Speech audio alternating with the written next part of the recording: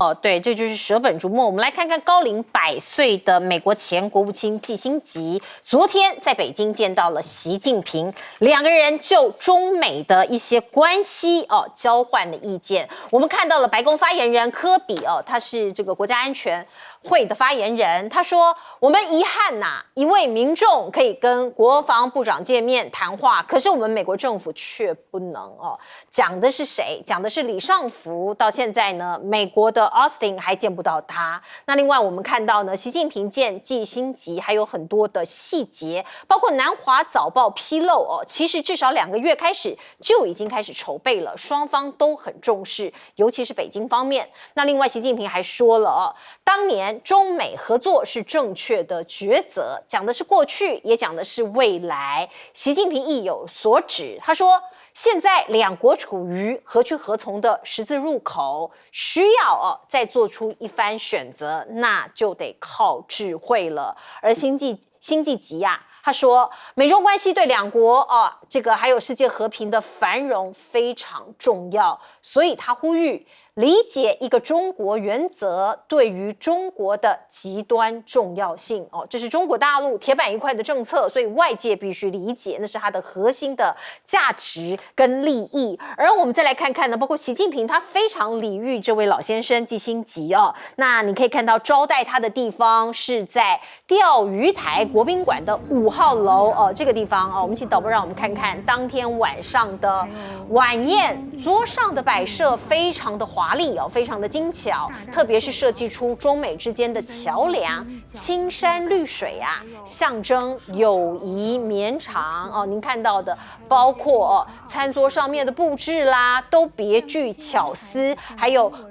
松鹤延年大大的寿桃也出现了，您看到了衬映着100岁的季辛吉访问100多次的中国，有这样子的一个寓意在里面。而习近平见到季辛吉之后呢，还说了一句话，他说我们不忘老朋友。学者就分析了他说跟布林肯来相较，中国对于季辛吉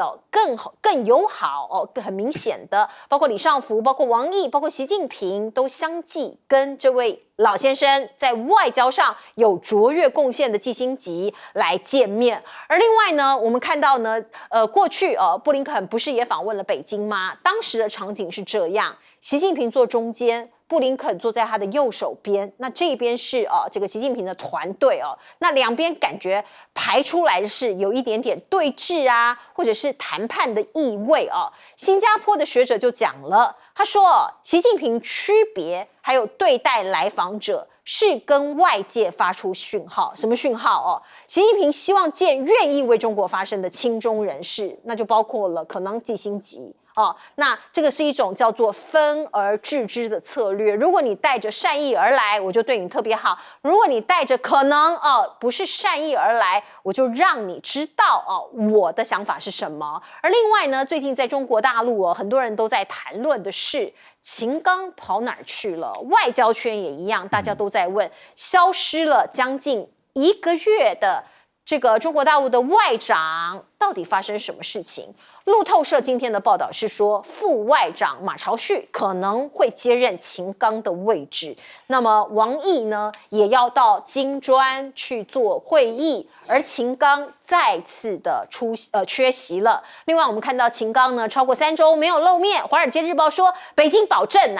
中美持续接触不用担心，外交部长不见了没关系，持续接触。那也有一些说法是秦刚他是习近平的子弟兵，现在消失了，所以习近平有一点点觉得棘手，这是他的难题吗？而秦刚本来7月下旬就是这个时间点要去澳洲参加中澳的外交跟战略对话，那现在呢，这个秦刚不见了，是不是对话要延期了呢？有很多事情方方面面都是一环扣一环的，包括艾班尼斯本来也要访中，那现在是不是也要往后延这些都是外界很关心，而且打了一个问号的事情。来请教老师。我觉得科比的讲话很有趣他有点埋怨就说你大陆你可以见民间的美国人，然后我们政府你为什么都不想见我们呢？这样不太好尤其是李尚福，寄信局一个老百姓都可以见得到，那我们这么高的官想跟他见面都见不到啊，那希望能不能改善一下啊？会不会调整一下？我觉得他应该要自己反省一下自己，就是美国人，中国大陆已经多次的说，你要言行如一，啊，你说的跟做的要一样，你不要老是说一套，做的又是另外一套。那1次、2次、3次讲了半天都没有用。那美国的官员一直到中国来讲的又是一套，回去以后又变脸了，哦，就不断的在玩这套，玩到最后，我觉得中国大陆已经失去对美国人的完全的信任，连一丁点的信任都没有了，没有任何信任，也不再有耐心了。那就习近平已经定调了，我们寄希望于美国的民间友人，那也就是对于现任的拜登政府，其实就冷遇了。从此以后啊，我估计会冷遇相当一段时间，就是你要来谈就来谈，但是绝对不会有谈出结果来。就是你谈你的，我谈我的，谈完以后就送走。你要再来再谈，你谈你的，我谈我的，谈完就送走。但是对于美国的官员，永远就按照制式的方式就是这样做。但是对于美国的民间的友人，像盖茨啦，那就以上宾来做啊。所以你看。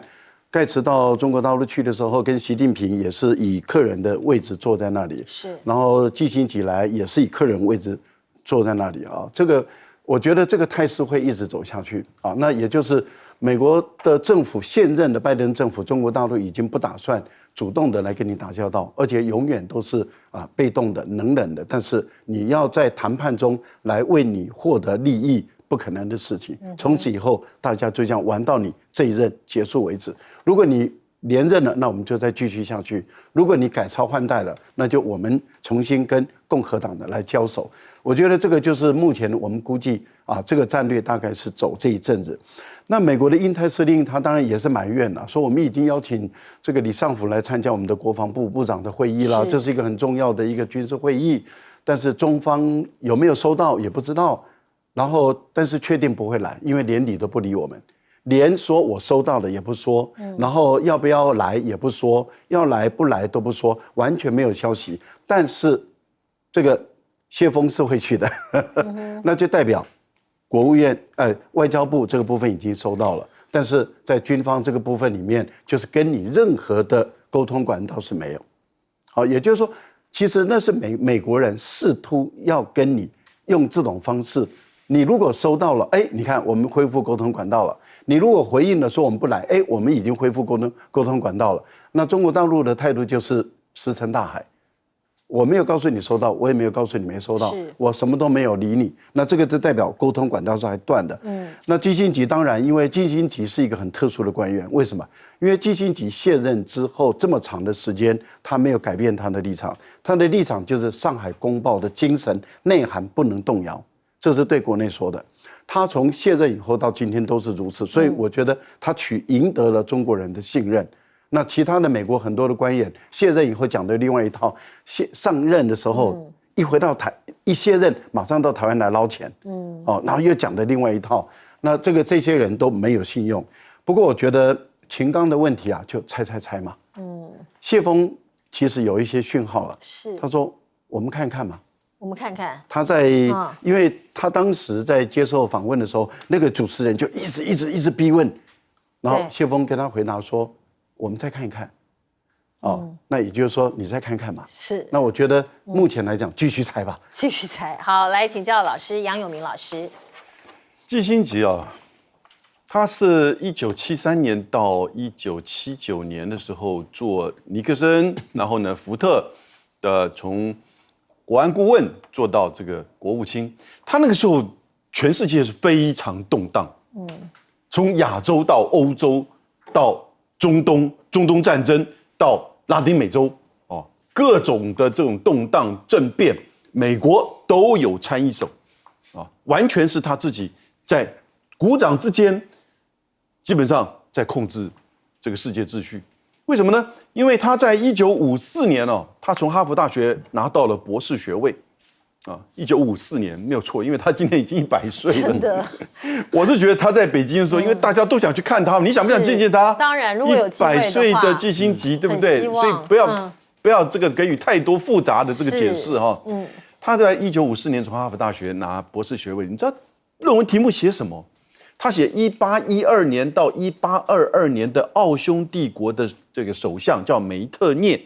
那个时候19世纪刚就是说整个结束战争之后呢，奥匈帝国控制了欧洲的秩序，我们把它叫做欧洲协调，也就叫做大国协调。大国奥匈、法国、英国、俄国、西班牙，后来西班牙的王位还是由他们决定的这个继承。就是大国的协调决定了欧洲是秩序、国际秩序。然后呢，梅特涅维持了整个19世纪上半的安全，他是非常羡慕的。我觉得当然他的这个业绩有没有超越梅特涅？我觉得至少类似。那现在大家对他的认知，也就是历史似乎不断的在重演。19世纪的上半，70年代的冷战。现在进入到21世纪的中美的新冷战，虽然我们看到的是半导体，看到的是新能源，看到的是这些这个气候变迁，但是呢，国家之间的关系没有改变，都是权力 power 的竞争。权力从以前的军队算人头、算土地、算殖民地，到现在算科技、算这个先进制程、算就是说你的这个军力，你的盟邦，这没有变的。所以我觉得，其实大家对京津冀的这个回顾一定虽然他现在100岁了，但是呢，我觉得其实他提供的一些讯息还是值得参考。最后，李尚福的东西，我觉得其实美国真的要自己在今年下半年把他那个制裁给拿掉，是因为已经完全不合理了。对，印度你同样制裁，结果你这个免除掉，土耳其也制裁他，土耳其让那个人不在自己这个国防的体系里面，也跳过去了。现在你面对中国这么重要的关系，我刚刚所讲的京津冀这样诉求，这个制裁存在还有道理吗？是啊，没道理啊。对啊，来问问将军。所以京津冀这一次到美国，从美国到中国大陆去访问，我认为有3个特征。京津冀已经100岁了，老态龙钟啊，力不从心啊，行动迟缓，他还拖着老身子到中国大陆去访问。这个显现出在对中国大陆这个不要忽视中国大陆，因为100岁随时会走，因为已经是高龄人瑞了，对，他还要去到中国大陆去，表示说不要去忽视中国大陆在世界上所扮演的重要的地位跟角色。是，他代表，不然他100岁。大家可以注意到人身的安全，对，因为这个随时都会有危险的，我们可以知道，而且是长途飞行。他这个强调就是不要忽视中国大陆的崛起，告诉大家，他是一个非常老牌的政治家，是当过美国国务卿那么久了，又是大学教授，很早就拿到博士学位了。第二个就是说，这个现象表示说，中国大陆跟美国是官冷民热。官方你看看都没办法交往，一去的时候还坐在这个2排中，坐在旁边听训，那变成民间很热。你看上个月包括伊隆马斯克到中国大陆去访问，也包括比尔盖茨到中国大陆去访问，这是6月份的上个月的事情。结果习近平还接见我们叫比尔盖茨，变成这样，民间很热但是官员是非常冷，在旁边坐冷板凳，是这个样子。所以现在目前的这个美国跟中国大陆这个现象非常的明显，官冷民热的这个状况要在短时间想要有一个结构性的突破，我认为这困难性的是非常的高。第3个现象我们就知道，经济很热，但是政治很冷，军事很硬，这个现象可以知道为什么经济很热呢？两方的这个经济的上的热络，虽然有经济战、有金融战、有贸易战、有科技战、有智慧财产权之战，但是往来的这种交流还是非常的热络叶伦在这一方面也是非常的要这个来去有无，彼此互相在这边折冲尊主这个状况你看军事硬不硬？军事是硬的，是。你看，尤其在这个南海跟这个第一岛链之间的这种演习都不断的，所以我们可以讲，政治是冷的，但是军事是硬的，在经济上却是热的。在我们台湾周边，其实看到很多的军演不断，肉眼看不到，可是其实就在我们的周围，包括日本海。我们来看看日本海发生什么事情。这是中国跟俄罗斯的联合军演已经开始了。您透过画面可以看到，包括海空的兵力都在这里秀肌肉，而包括中方的海上编队由飞弹驱逐舰、齐齐哈尔舰、贵阳舰、飞弹护卫舰、枣庄舰、日照舰、综合补给舰、太湖舰都来了您可以看到也有舰载机，而包括俄罗斯的海军舰队有反潜舰、有轻型的护卫舰，也有轻型的另外2艘护卫舰都在这里做演练啊。中国的这个官媒啊，还有俄罗斯的官媒都说，我们在这里会互相携手合作，来维护海上的战略通道安全哦。所以他们必须在这里展开所谓的通道安全，剑指谁呢？想要突破谁呢？其实非常的明显呢。当然就是美国一直不断的在周围结合日本、结合南韩，甚至在南半球的澳洲都在这里做很多的演练。分析人士认为，中俄的演习是深化合作的标志，东西方在对峙、在对抗。而我们看到了俄罗斯的海神核鱼雷啊，在2025年就会部署在这个勘察加半岛，所以你也可以看到乌克兰的媒体都说这是剑指中国。这个能够发射远程核动力无人水下载具海神的俄罗斯的核潜舰叫做别尔哥罗德号，将在2025年部署到远东的勘察加半岛您看到像这样子的一整套的计划，其实呢都已经布置了蛮久的。包括您看到这个画面叫做大象漫步，这是美国和5个军事同盟盟友在中国附近的军事基地展现它的原力哪5个国家呢？包括美国、英国、加拿大、澳洲跟日本还有法国来组成的这个所谓的大象漫步就在这里。而另外呢包括我们看到的朝鲜半岛最近也非常的不平静，美国的核潜舰停靠在南韩，北韩说这可能符合使用核武的条件，北韩在要挟说我要用核武咯。可是呢你包括尹锡悦他就讲说，你要挑衅我，你会自取灭亡，两边都在呛虾。而最近发生的一桩案件是美国的2等兵叫金恩他突然逃脱跑去北韩了。本来他是因为在这个南韩服役本来要引渡回到美国本土，因为他犯了一些罪名，没有想到他一不做二不休从7月18号躲进 DMZ 这个地方他假装他是观光客就躲进去了，然后往北韩的方向走。现在人在哪里大家不知道那另外呢，美国人当然跟这个北韩来要人啦。美国士兵闯入北韩之后音信全无这个美国的陆军部长表示非常忧心，他们说我们尽全力要跟北韩来接触，动用了联合国的沟通管道。可是就要看看北韩啦，北韩如果愿意交人，或是北韩愿意进一步跟你谈判那当然还有话说。可是你看看他最近的动作，金正恩在7月18号才刚刚向海上试射2枚导弹，他向美国跟南韩表示抗议所以我们的周围看起来这个地区都不是非常平静老师。因为这段时间以来日本完全配合美国介入了南海的军演，而且不止1次2次而且呢也加入了 QUAD 跟澳大利亚在南海这个部分里面的活动越来越频繁。那日本也提出来说，台湾有事就是日本有事，也就是美国有事那也就是日本他要把介入台湾的问题。后来安田文雄上来以后还特别说，台湾有事就是全球有事，也就是说日本要介入台海的问题。那演变到今天的地步的时候，那我们看到中国大陆的开始反应了。本来过去大陆的跟俄罗斯的联合军演通常都是比较靠日本的北边在这个地方举行军演，也就是已经很靠近这个白令海峡这个地方来。但是这一次的军演已经选在日本海的中部来做联合的军演，这个军演是以中国为主导的，所以中国派出是6艘战舰，俄罗斯派出是4艘战舰，而且呢还有就是海空的一体战。那这一次的演练的方式就是中国的空军先飞到俄国的空军基地，再由俄国的空军基地起飞进入这个演习场，所以是海空在这个地方举行联合军演的过程中，那当然他们的演习科目是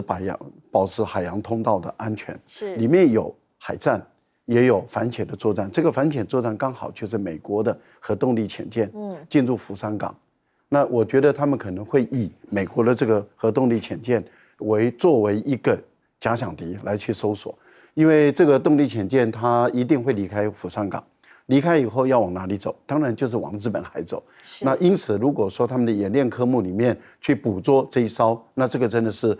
太好的一个机会了，因为这个得来全不费功夫啊！因为一个核动力潜舰在航行的时候，它要花多少钱？是。然后呢，你从釜山港一离开，开始追踪你，然后定位你，去看能不能把你抓到。我觉得这个对于他们的反潜作战能力会有提升的。那当然，在演练科目里面，一定会有封锁跟反封锁的这样的一个作战。我个人认为，这会成为一个未来会成为一个常态的中国大陆在日本海，还有就环日本全岛举行这样的一种多层次的一个联合军演的这样的一个常态性。对日本来说，现状已经被改变了。因为当日本要介入台海、介入南海，你要改变现状的时候，你日本本身的现状也被改变。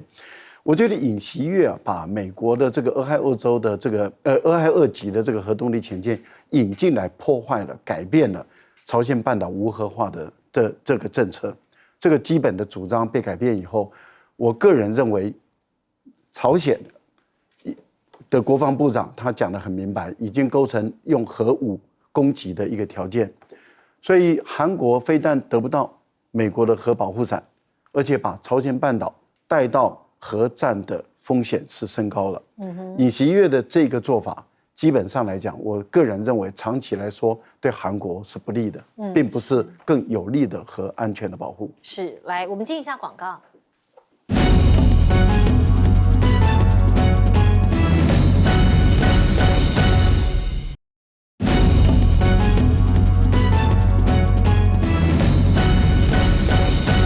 好，我们来问问看将军怎么看这些局势呢？对这个中俄军演呢，2023北方互动这个演习啊，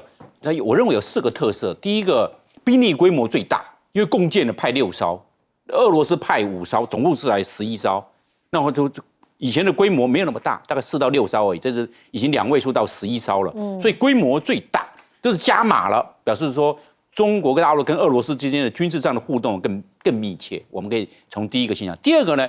共机从俄罗斯的机场起飞，以前是他从自己的机场起飞，起飞之后现在不是了，你直接用我的机场，从我机场就进入日本海，起飞就进入日本海，在日本海这边做演习。当然这个状况就有点不一样，将来他们之间的军事的互动，我的机场你可以来使用，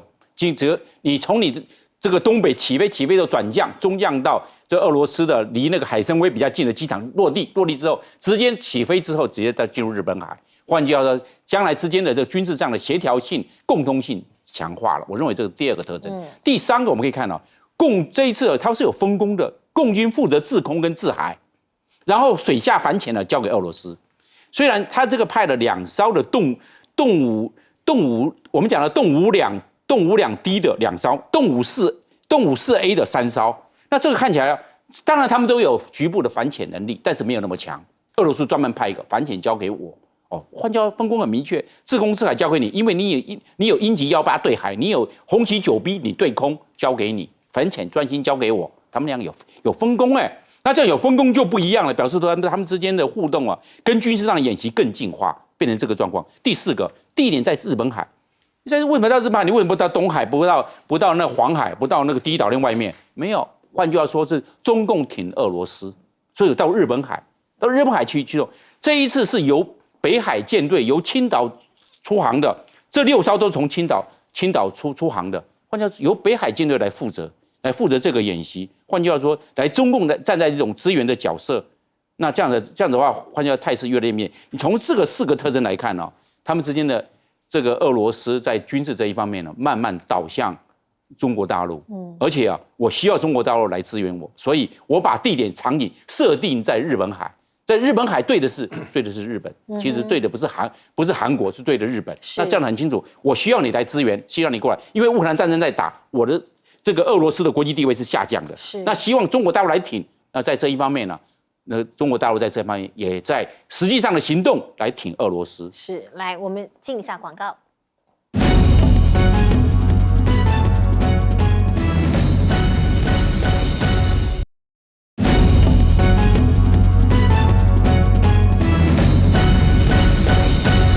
时间交给杨永明老师。美国国防大学军事研究所这2个礼拜公布，在去年2022年，中国大陆总共跟外国进行了6次的联合军事演习，中间有4次是和俄罗斯，另外分别和伊朗还有叙利亚。那这个去年的4次的联合军演，远超过过去的20年，每年大概都没有到达这样的一个比例。很清楚，中俄的战略合作进行到共同演习、共同训练、共同分享基地。使用基地的这样一个层面，这是李尚福才讲过的，某种程度已经进入到中俄的实质军事合作。我还不敢讲联盟，但是呢，西方国家已经把它视为联盟。那特别是在亚洲这一块，当然，你日本、美国在日本的琉球、冲绳、西南诸岛不断的增加军力跟飞弹的布置，然后呢，同时当然。中俄的联合的军演就表现在你日本的北方有同样的这个军事的压力，所以去年的11月28号，日本自卫队跟美国的陆军还有海陆的共同指挥所，他们叫 YS83，就以日本西南方及北方两面发生争端应该如何面对，同时发生争端的进行这个演习所以。我想日方跟美方这次也很清楚，所以我们看到日本不是最近有做一个兵推吗？找了美日台3方，后来发现到。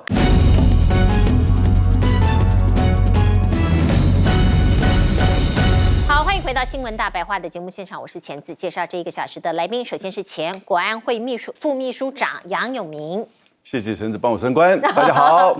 是，接下来是国际政治专家赖岳谦老师。无关一身轻的赖岳谦，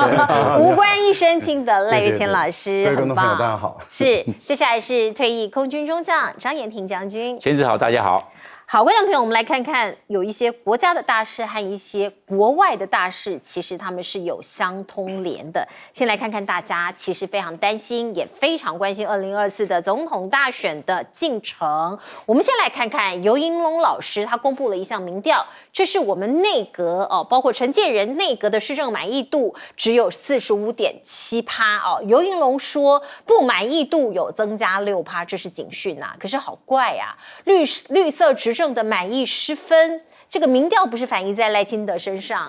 却是反映在侯友宜身上，这真的是奇了怪了因为连续19个民调，侯友宜都排在第3。那现在全代会要登场了，蓝营的全代会终于韩国瑜点头说他会去，他是中评委嘛，他不是总统候选人嘛，可是怎么大家都把焦点放在他的身上呢？自从昨天他讲了他会出席全代会，您看到的包括联合报，包括好多重量级的媒体都说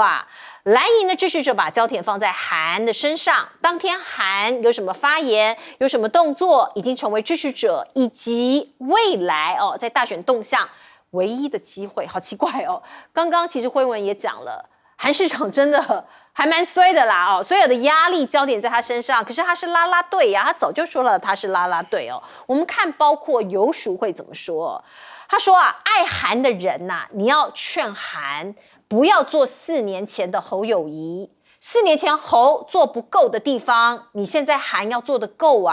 你不要留下画饼。其实淑慧这一番话，老实讲对韩也不公平啦对韩也不公平我们必须说包括常常来上我们节目的巧芯也好啦，辉文兄也罢啦，提到韩国瑜有心疼有惋惜那当然很多情绪。我们来看看这一段访问。先前我有讲过，他过去他或许他有考虑不去的原因，也有一种可能是，那他万一去了，他的声势，坦白说啦，我也讲直接一点，基本上应该会比侯友宜的欢呼声还要来得高嘛。比如现场有人又喊韩总统选总统怎么办？对，所以就是这是我之前担心的。我觉得这很有可能发生如果支持者韩粉在现场说韩国瑜选总统，因为上次在黄复兴党的那一场聚会就发生过这样的事情所以很尴尬包括其实韩先生韩家一家人已经蛮低调了，现在好多人约他们出来访问，约他们出来上节目，他们都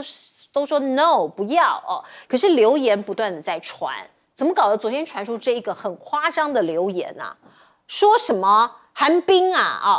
据选中正万华，其实他是想当不分区，我不爱算，我直接当不分区哦。所以今天韩国瑜办公室其实慎重其事的发了这个声明哦，说没有这件事啊，哦，没有这件事，这谣言也是很糟糕的谣言哦。国民党内部还在乱呐，哦，观众朋友，723之前是风雨前的宁静吗？包括你看韩国瑜今天有贴了一张贴文，他说啊，有人冒用他的名义哦，还有点亮慈善基金会的名义啊，说要送书啦，诱导民众投资啊，这是骗的啊，诈骗的呀哦，所以大家千万不要上当了。说到另外一位候选人赖清德，他并不是高枕无忧，因为现在已经爆发了白宫对他的不信任危机哦，包括什么？他的两岸路线，包括他曾经讲的哦，他的目标是走进白宫这件事情，其实很多美国的智库啦，哦，美国的专家啦，会担心。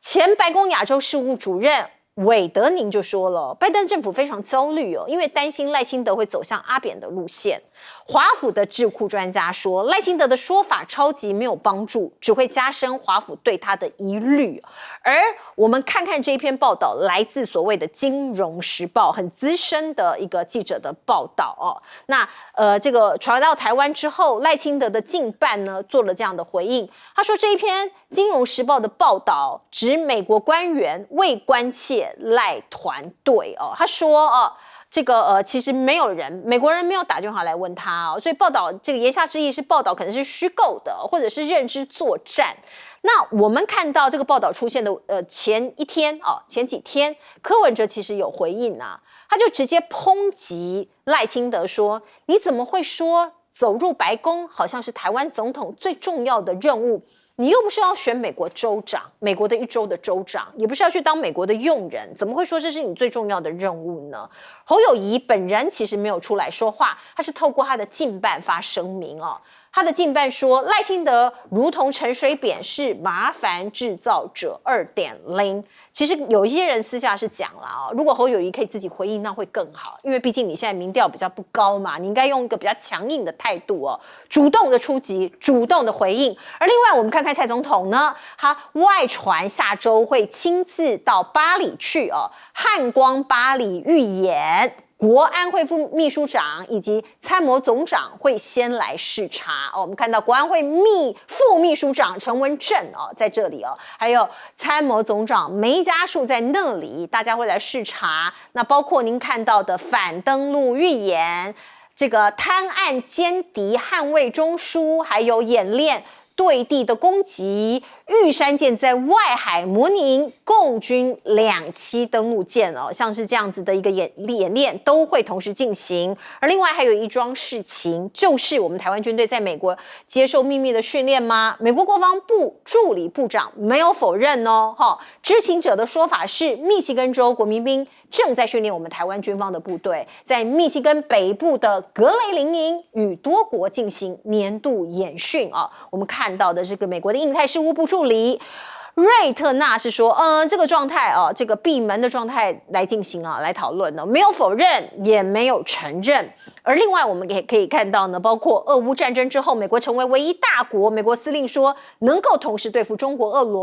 俄罗斯、台湾的问题，还有这两手准备哦，什么样的两手准备呢？意思就是说，解放军要求这个习近平要求解放军在2027年做好攻台的准备，美军的任务是建立足够威慑联合盟友施压。但如果两岸爆发冲突，有信心会带领美军参战，并且赢得胜利，意思说他的能力可以在两边同时进行。可是真实的情况是什么呢？我们来数一下哦。美军的海军说，要满足拜登政府的国家安全战略所需哦，两边我都顾及的话，目前还缺少超过80艘的舰艇，远低于实际所需要的381艘。目前美国海军只有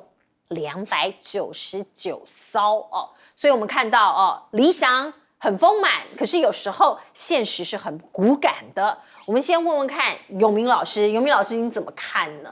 包括国内的状况，包括国民党内部的状况，一直延伸到美国。我们说民调不是反映在赖清德，而是侯友宜，这还真的。整个现在的民进党政府这2、3年，这7年好了，哪一年你满意的？哪一件事你满意的？中间我们都不要讲负面的哈，高铁的300万，还是8000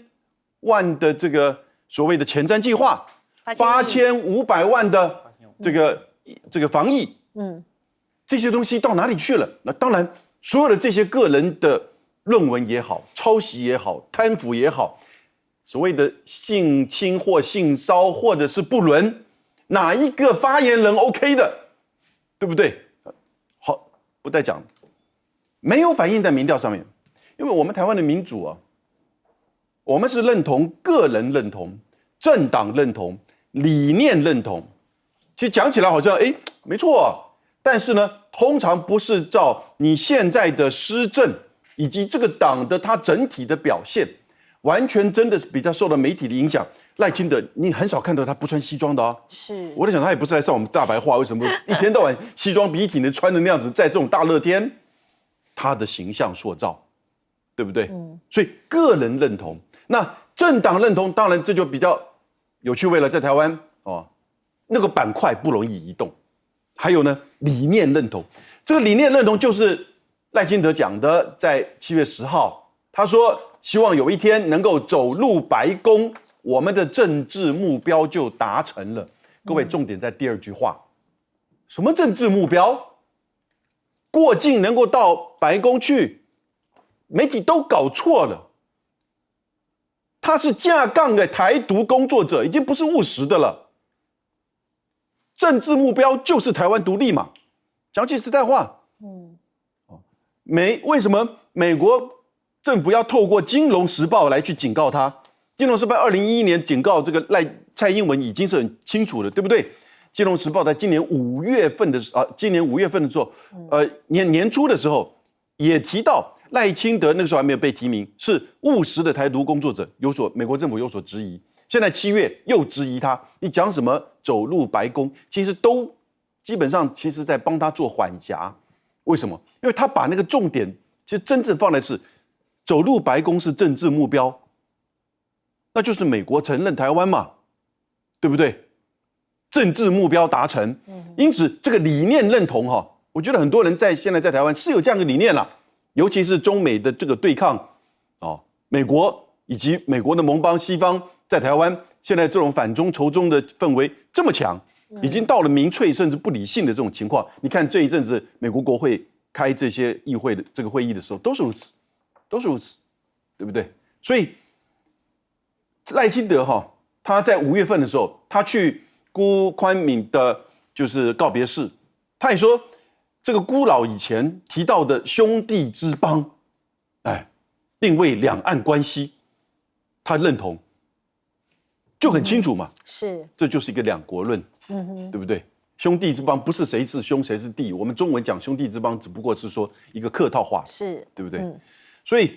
倒过来我们来这边问了，那侯友宜怎么回事？连续这么多次，已经几次了？我不好意思讲 ，OK， 10多次，19次了那我还是把它讲出来。我觉得前子讲的对，要主动。你要自己展现你自己作为总统候选人的这种态势，然后呢，你的主动，你的 in control， 你的论述，不要再跟那些老人们你要找能人，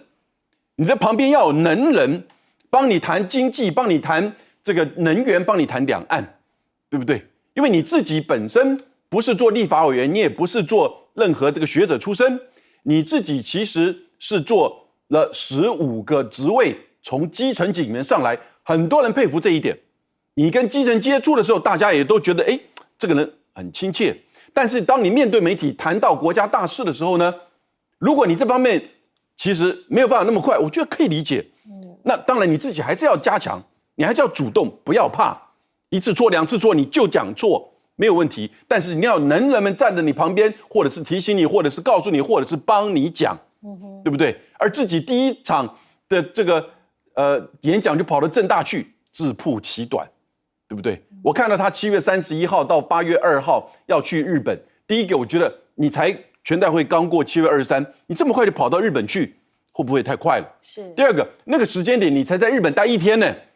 哦，有没有办法去做一个这种演说？大学也好，还是这个就是日本的外国记者人的协会当中，你去讲，把这些话讲出来，让国际都知道你，哦，让两岸都知道你的政策在哪里，这些东西民调就会回来。是。希望第20次啊，他的民调能够有所改善。希望。来请教赖老师。韩国瑜的问题是一直是谁在炒作？然后谁躲在幕后一直在炒作这个问题？炒作韩国瑜对于侯友宜的选举有帮助吗？对于蓝营的国民党的立委的选举有帮助吗？一点帮助都没有。那所以是谁一直在炒作？我觉得国民党的高层要尽速的查出来，尽速的理清楚谁在幕后玩这一手，因为一直在炒作韩国瑜的问题，我觉得这个对于整个国民党也好，对整个侯友宜的选举都会造成不利的影响。那当然在舆论阵地这一块，这是兵家的必争之地。不管是绿营的、白营的或者蓝营的，大家都在争这块地盘，所以我觉得金溥聪在这个部分里面一定会发力的啊。我想这块阵营是谁都跑不了，而且谁都要去抢占。最后我奉劝啊，虽然我不是国民党的，我党友了哈，因为我没有回到国民党这边来。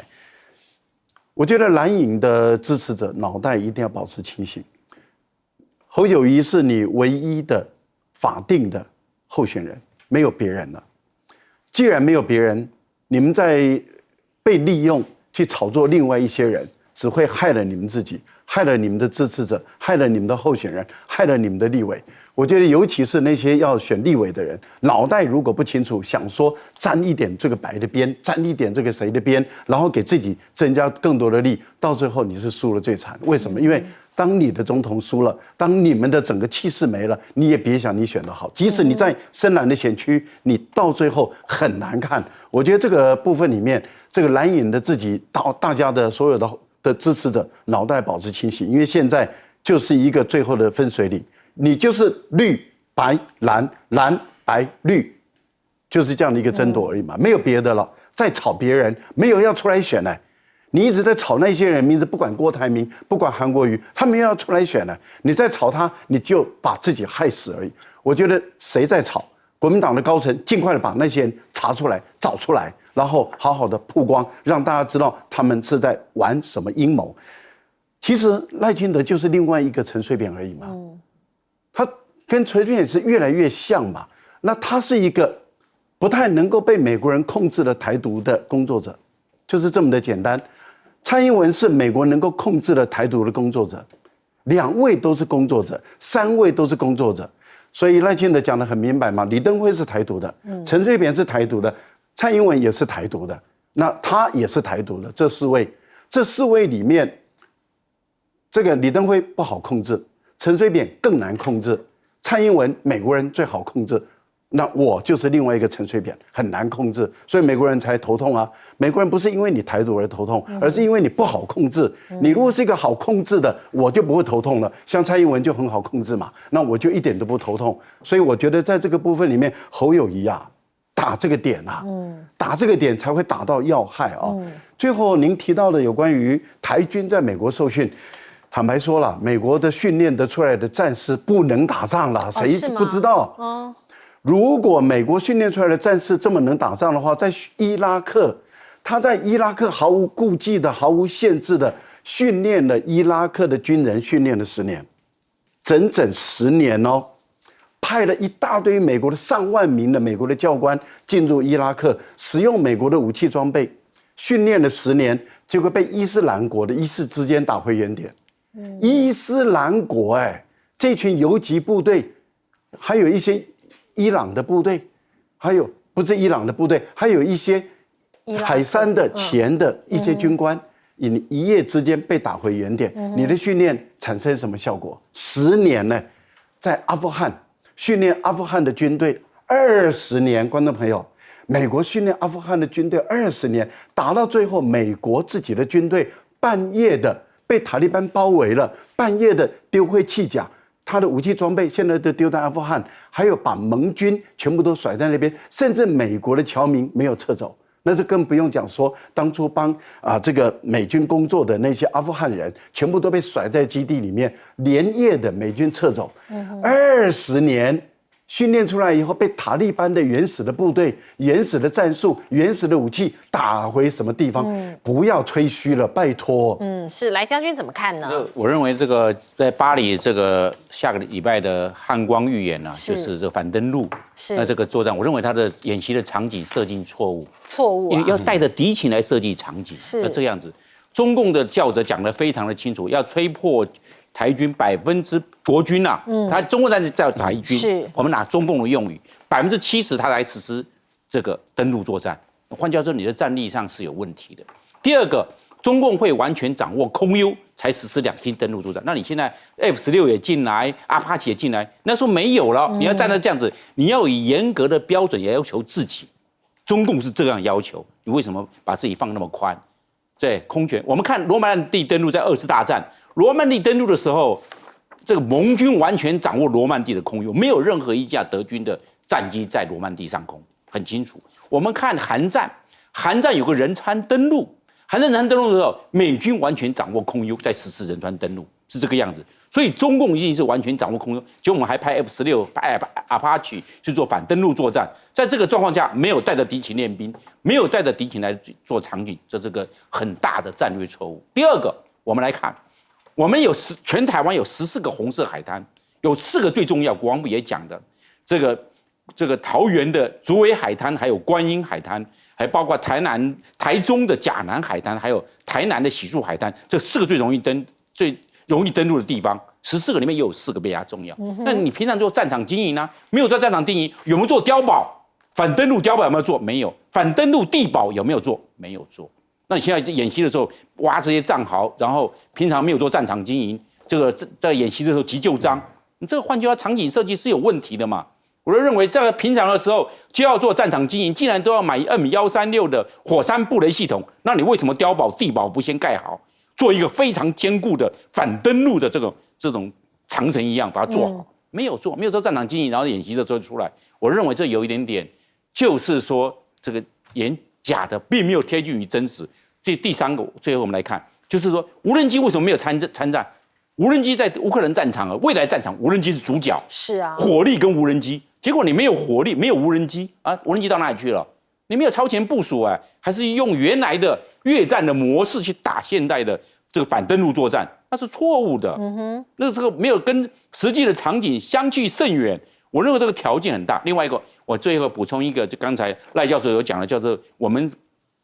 送这个军队到美国去受训了。我认为这个是很好的构想，但是问题是我们不要舍本逐末。我们台湾的士气够不够，心防够不够强？我认为是要从这方面，我派个人去受训，那就表示我们也跟美国上面有很好的连结。但是你士气高不高？不高。心防够不够强大？不够强大。反而最重要的你没有去强化，你做那个小事情，重要的事情没有去做。我认为这个非常可惜，有点本末倒置的现象，非常的明显。